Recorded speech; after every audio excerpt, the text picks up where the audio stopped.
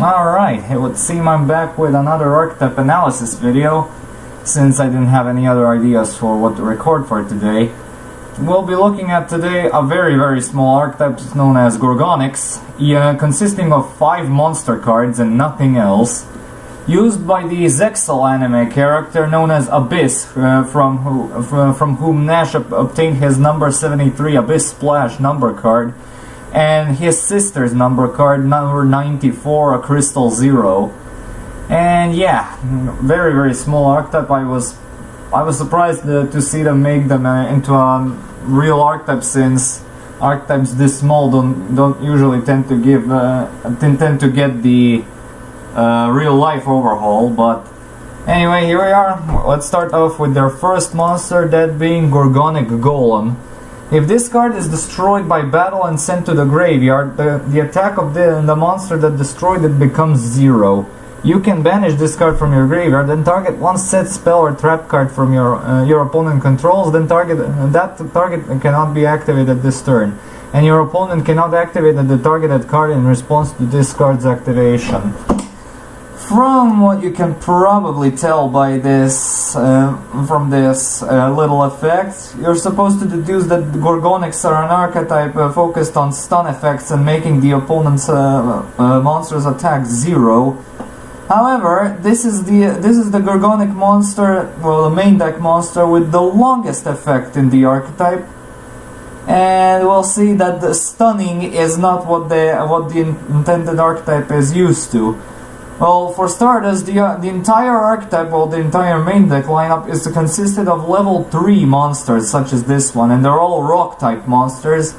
And we can deduce later after that this archetype is focused on XC spamming, heavy rock XC spamming, which makes them a viable tech choice in the Magnet Warrior builds. So yeah, that is also evident with their next monster, Gorgonic Ghoul.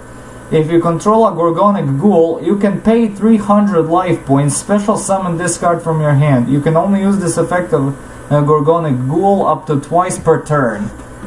And yes, this is actually pretty damn good. It's a really good card. However, this card is level 1. I thought it was a level 3 card. And yeah, this can also be used. This is also a decent target for a 1-for-1. It can also be a nice link spammer, and it's generally a really good card, and it should always be ran at 3 at all times, such as the next monster, Gorgonic Gargoyle. And when you normal summon a rock type monster, you can special summon this card from your hand. Basically an archetypal subtype Kage to Kage, and it works pretty good for what it's supposed to be. Again, always ran at 3 because 3 monsters is all the rage nowadays in this link focus meta, so you can't go wrong with them. And our last main deck monster is Gorgonic Cerberus, and when this card is normal summoned, you can make all rock type monsters you control become level 3. Inside its own archetype, it doesn't do much, since the only monster which it bumps up to level 3 is Gorgonic Ghoul, which is probably not going to be on the field before you summon this thing. However, it is, again, a very viable tech choice in the Magnet Warrior builds to lower their level 4s to level 3s to go into their boss monster, which is none other than the rank 3 Gorgonic Guardian, a rock monster which requires 2 level 3 rock type monsters. And once per turn during either player's turn, you can detach 1 Xyz material from this card to target 1 face-up monster your opponent controls. Its attack becomes 0, and if it does, its effects are negated. These effects last until the end of this turn. Once per turn, you can target 1 monster on the field with 0 attack, destroy it. Basically, this is basically an instant monster removal for Gorgonics, and it works really well, even outside Gorgonics, because this thing is heavily abusable in other archetypes.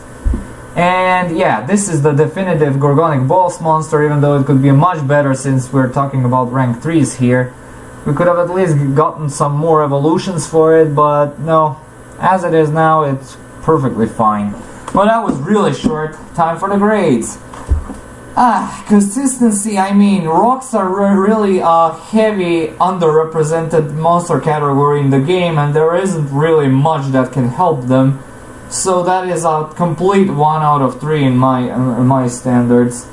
Power gets, I mean, also 1 out of 3 because none of their monsters has above 2000 attack, so... Comeback ability completely depends on Soul Charge, that should speak for itself and it gives them a 1 out of 3. Protection, also 1 out of 3, this is a really small archetype and they're mostly focused on spamming, so protection effects are not well, the only protection effect sort of is Gorgonic Golem, and that's about as fragile as it gets, but yeah. Now for the versatility, this actually has to get a definite 3 out of 3 because the most of their main deck monster lineup has a special summoning condition of some sort, which make them heavily splashable in Link decks and in Magnet Warrior decks, since they're rock type monsters and their boss monster is also extremely splashable. So yeah, versatility gets a 3 out of 3 definitely.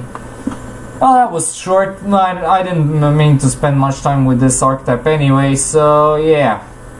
It's an interesting concept. Their boss monster is certainly interesting, and it's okay, pretty much. Nothing too special and nothing too spectacular.